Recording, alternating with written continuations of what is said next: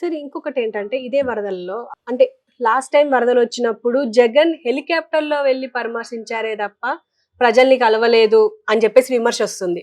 అంటే ఈసారి డైరెక్ట్ ప్రజల్లోకెళ్ళి మీడియాతో మాట్లాడుతూ అంటే విమర్శలు చేశారు. చూసాము అంటే ఈ ఈ డిజాస్టర్ ఆయన వల్లే వచ్చింది అని చెప్పేసి కూడా అన్నారు.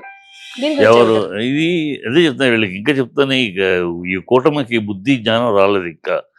ఇంకా వాళ్ళు ఎలక్షన్ మోడ్లోనే ఉన్నారు. ఎలక్షన్ అయిపోయింది, మనం గెలిపించారు, మనం గెలిపించారా, మనం గెలిచామా, ఈమె ఈవీఎం ఈవీఎంలు. గొడవతో గెలిచా ఏదో చేసాము.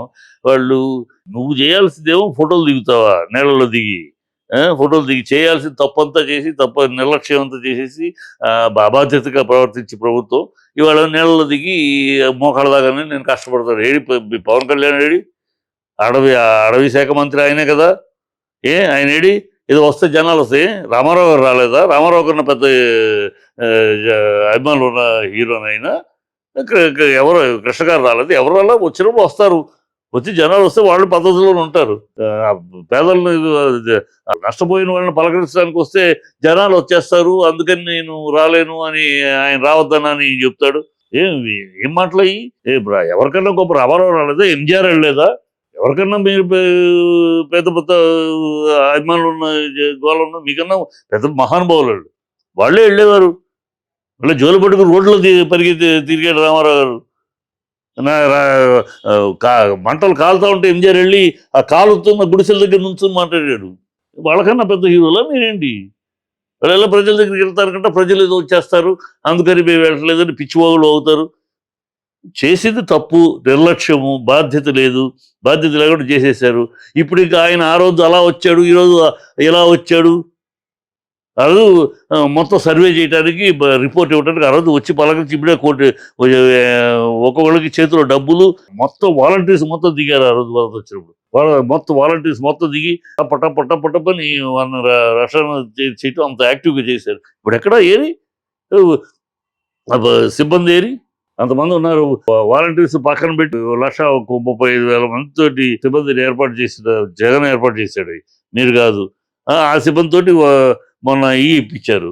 మరి ఆ సిబ్బంది ఏది ఏది ఈయనొక్కడు ఫోటోలు మాత్రం ఎవరు రాకుండా ఈయన మాత్రం చాలా కష్టపడుతున్నాను, చూసారా మోకాళ్ళు నిలబడ్డాను, ఇలాగ నేను అని ఏదో డైలాగులు మాట్లాడటానికి ఫోటోస్ నువ్వెవడు దిగమన్నాడు? నువ్వెవడు దిగక్కర్లేదు. నువ్వు ఆ ముఖ్యమంత్రివి.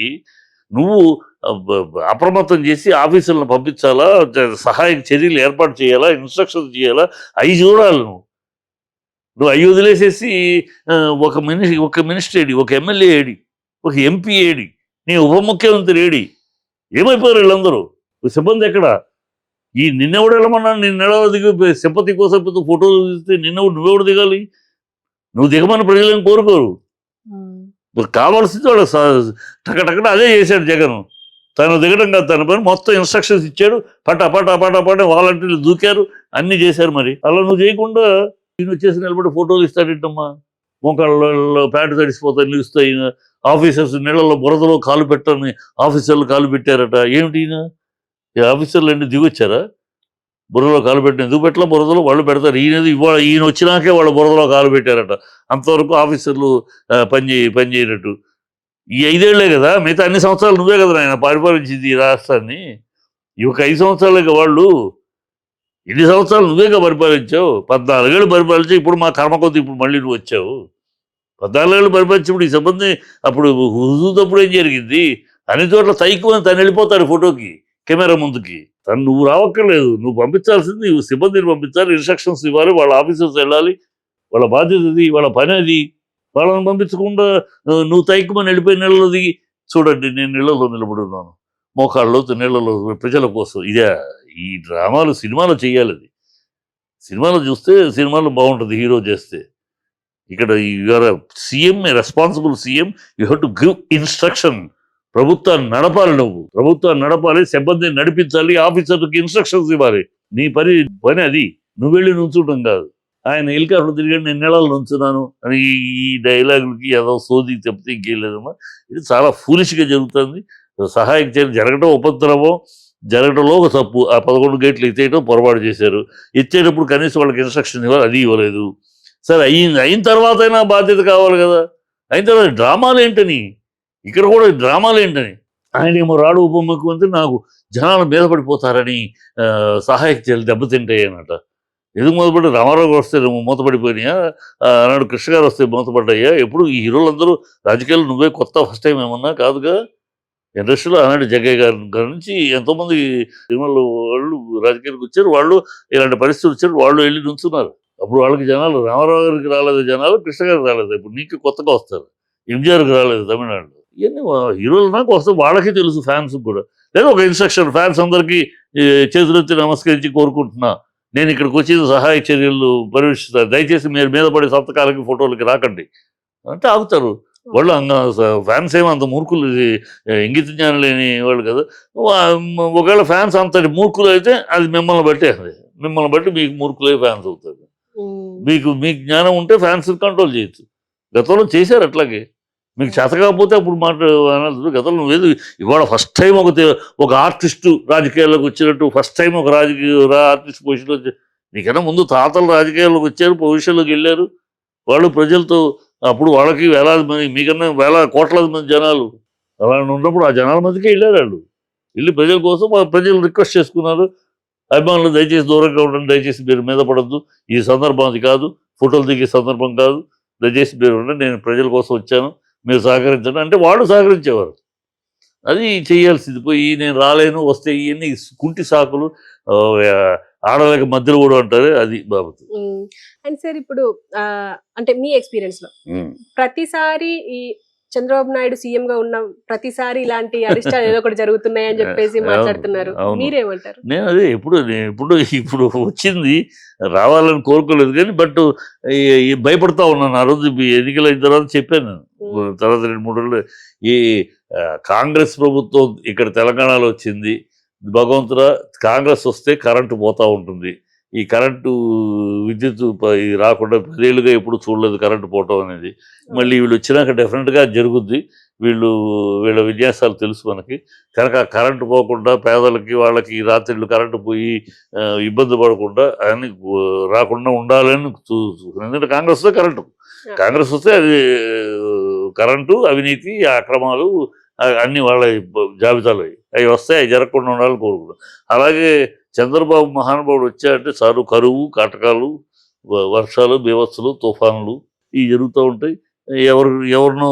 ఎవరికో వెన్నుపోటు పొడవటం, ఎవరినో ఈ డ్రామాలు చేస్తూ ఉంటాడు, ప్రజల్ని మభ్యపెట్టడానికి ఏదో ఒక లేని దాని మీద ఒక పెద్ద కలామిటీ సృష్టించి, తద్వారా ఈ కలామిటీ వల్ల ప్రజలు డైవర్ట్ చేసి తను బెనిఫిట్ పొందే ప్రయత్నం చేస్తాడు.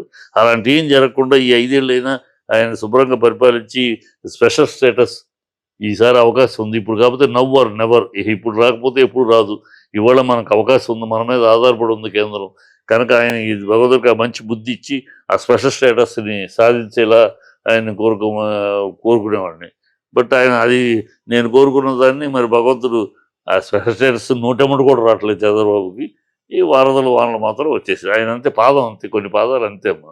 అదే గుడ్డొచ్చిన వేళ బిడ్డొచ్చిన వేళ అంటారే, అలాగే రాజకీయాల్లో చంద్రబాబు అడుగుపెట్టిన వేళ తుఫాను చుట్టుముట్టిన వేళ అని ఉంటుంది. అండ్ దీని గురించే అంటే మ్యాన్ మేడ్ డిజాస్టర్ అని అంటే చంద్రబాబు నాయుడు కాదు, నువ్వు జగన్ అని చెప్పేసి ఒక ట్వీట్ రాశారు మన నాగబాబుకి ఉంది. ఏం తెలుసు నాగబాబుకి ఎలాంటి అంటే, నిన్నగా మొన్న బాలకృష్ణ ఎవడో నాకు తెలియదు అన్నాడు, ఇవాళ జై బాలయ్య అని పక్కన కూర్చుంటున్నాడు. ఇలాంటి వాగుళ్ళు అయ్యో వాగుతూ ఉంటాడు. నాగబాబుకి ఏదో జబర్దస్త్లో ఏదో మాట్లాడుతుంది, నాగబాబుకి ఏమైనంత నాలెడ్జ్ ఉందని. గతంలో ఎందుకు వచ్చింది ఇప్పుడు ఈ బుడమేరు అనేది 11 గేట్లు తీసేశారు. బుడమేరు ఆ 14 గేట్లు ఎందుకు తీసేశారు? అది తీసేసి అది ఎందుకు కట్టారు అసలు? అక్కడ అది కట్టడం కారణం ఏంటి? ఆ గోడ కూడా పెంచి కట్టారు గత ప్రభుత్వంలో. అవి పట్టడం వల్ల ఎంత బెనిఫిట్ అయింది. అది ఇవాళ ఆ 11 ఎందుకు ఎత్తేసారు?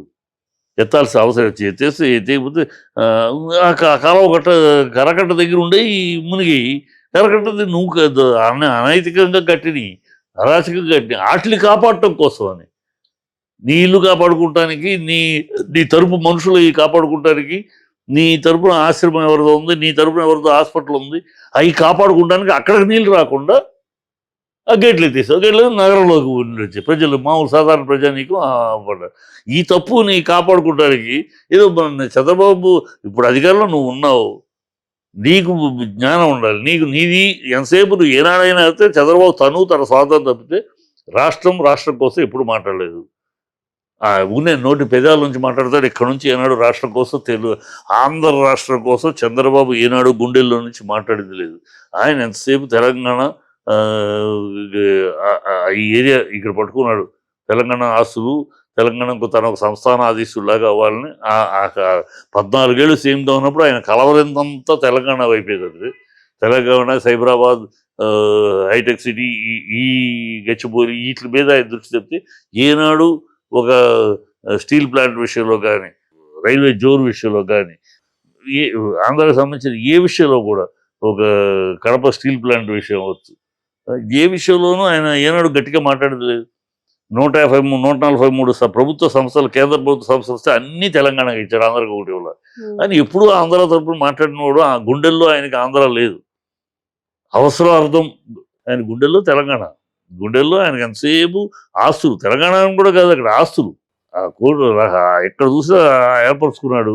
సో ఇక్కడ ఒక సంస్థానం మా నిజాం నవాబు తర్వాత తనే ఒక నవాబు లెవెల్లో ఊహించుకుని ఏర్పరచుకున్నాడు. అనుకోకుండా అది విడిపోయింది. ఇప్పుడు అది అందువల్ల తప్పని పరిస్థితుల్లో ఇక్కడ ప్రేమ తప్పితే ఆయన గుండెల్లో ఎప్పుడు ఆధారం లేదు. 14 ఏళ్ళు ఆయన చరిత్ర చూస్తే ఆంధ్రాకి అన్యాయమే చేశాడు తప్పితే ఏనాడు న్యాయం చేయలేదు. కనుక ఆయన మాట్లాడిన దాంట్లో ప్రజలే నమ్మట్లేదు అనుకో. ప్రజలు అడుగుతున్నారు, ఎందుకు ఆ 11 గేట్లు ఎత్తేసినప్పుడు ముందస్తుగా ఎందుకు చెప్పలేదు అక్కడ ప్రజలకి, ఎందుకు ఎత్తేసారు? ఆల్ ఆఫ్ ఎ సడన్ ఎత్తాల్సిన అవసరం వచ్చింది. అంటే ఆ వరద పెరుగుతుంది, వరద పెరిగితే ఇటు వచ్చేస్తుంది, ఇటు వచ్చేస్తే ఈ ఇవన్నీ ఆక్రమణలే కదా. ఏమి సజావైన బిల్డింగ్లు కాదు, నువ్వు ఉంటున్న బిల్డింగ్తో సహా అన్నీ పర్మిషన్ లేకుండా, డ్రైనేజ్ కూడా లేదు మా వీళ్ళకి. డ్రైనేజ్ సిస్టమ్ కూడా ఎందుకు పర్మిషన్ ఇవ్వరు? డ్రైనేజ్ ఆక్రమణలో కట్టినవి కదా ఈ డ్రైనేజ్ సిస్టమ్ కూడా లేదు. ఆ నీళ్ళన్నీ కృష్ణానదిలోకి వెళ్తున్నాయి. అంత ఇది కూడా తాగునీటికి కూడా పనికిరాని స్థాయికి వెళ్తున్నాయి కృష్ణా వాటర్. ఈ డ్రైనేజ్ అంతా వెళ్ళడం అది ముందు పగలగొట్టాలి. అది చేయకుండా దాన్ని కాపాడుకుంటున్నాను చేస్తాడు. అన్నీ ఆయనకేం తెలుసు, నాగబాబుకి ఏదో పొలిటికల్ గా. ఇంకో మాట కూడా అన్నారు, మ్యాడ్ మేడ్ డిజాస్టర్ కి న్యాచురల్ డిజాస్టర్ కి తేడా తెలుసుకో జగన్ అని చెప్పేసి. ఆయన చూసుకోమని ఫస్ట్. ఆయన అసలు నాగబాబుకి అసలు డిజాస్టర్ అంటే ఏంటి, అసలు మ్యాన్ మేడ్ డిజాస్టర్ అంటే ఈ 12 లాకులు 11 లాకులు ఎత్తేయటం ఉంది, అది ఎత్తేయటం man made mistake.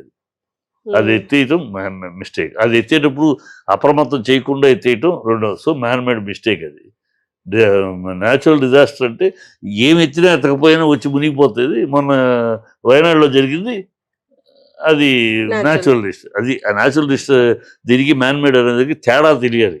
Man made అంటే ఏంటి, న్యాచురల్ అంటే ఏంటి, డిజాస్టర్ అంటే ఏంటి, what is meaning by disaster.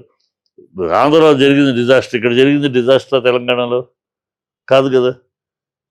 ఇక్కడ over rains, it is not a disaster. Disaster అనే దానికి పదానికి కూడా అర్థం కూడా తెలియాలి. ఏదో అనేస్తారు అక్కడ మ్యాన్ మేడ్ డిజాస్టర్ అన్నాడంటే డిజాస్టర్ అయ్యింది. అక్కడ అనేక కుటుంబాలు 32 మంది చనిపోయారు. అనేక కుటుంబాలు ఇళ్ళు కూలిపోయి ఒక్కొక్క ఇళ్లలో చూపిస్తూ ఉంటే కడుపు సరిపో 12 మంది కుటుంబం ఒకే ఇంట్లో పైన కూర్చుని ఉన్నారు. కిందకి రావడం లేదు, నీళ్లు లేవు, నీళ్ళు మొత్తం మునిగిపోయింది. కిందకి రావడానికి తిండి లేదు, తిప్పలు లేవు. అది డిజాస్టర్ అంటే. అది డిజాస్టర్. ఎవరు దిక్కుదోసని పరిస్థితుల్లో కుటుంబాలు ఉన్నాయి అక్కడ. అది డిజాస్టర్. ఈ డిజాస్టర్ ఎందువల్ల వచ్చింది? Man made. ఇది న్యాచురల్ వరద వల్ల వచ్చింది కదా. ఆ గేట్లు ఎత్తకపోతే ఏమీ లేదు. అయితే ఆక్రమిత అనవసరంగా అన్యాయప్రకారంగా కట్టిన ఆ బిల్డింగ్లు పోయి కరకట దగ్గర కట్టాయి, పోనీ కరకట దగ్గర కట్టిపోయి కృష్ణా వరలో కలిసిపోయి ఏం గొడవ లేదు. నువ్వు అది అవి కాపాడటం కోసం కదా గేట్లు ఇప్పేసేసి మొత్తం డిజాస్టర్ దారి తీసి. అందుకని మ్యాన్ మేడ్ డిజాస్టర్. అది తేడా తెలియకుండా ఏదో మాట్లాడుతూ ఉంటాడు ఆయన. జబర్దస్త్లో ఉన్నాడు కదా, జబర్దస్త్ అలవాటైపోయి మాటకు మాట ఏదో ఒకటి అంటాం అంతే తప్పితే ఆలోచించి విషయ పరిజ్ఞానంతో అనే మాటలు కాదు. నాగబాబు మాటలకి యువతలు అలాగే అంటూ ఉంటాడు, అన్ని ఏదో ఒకటి అనేస్తూ ఉంటాడు, తర్వాత సర్దుకుంటాడు. మన ఎన్టీఆర్ విషయంలో కూడా అదే కదా. ఎన్టీఆర్ అన్నాం, అల్లు అర్జున్ విషయంలో అదే అన్నాడు. మళ్ళీ చిరంజీవి గారు పిలిచి డబ్బులు పెట్టినాక ఆ ట్వీట్ వెనక్కి తీసుకున్నాడు. అలా ఉంటాయి. ఓకే,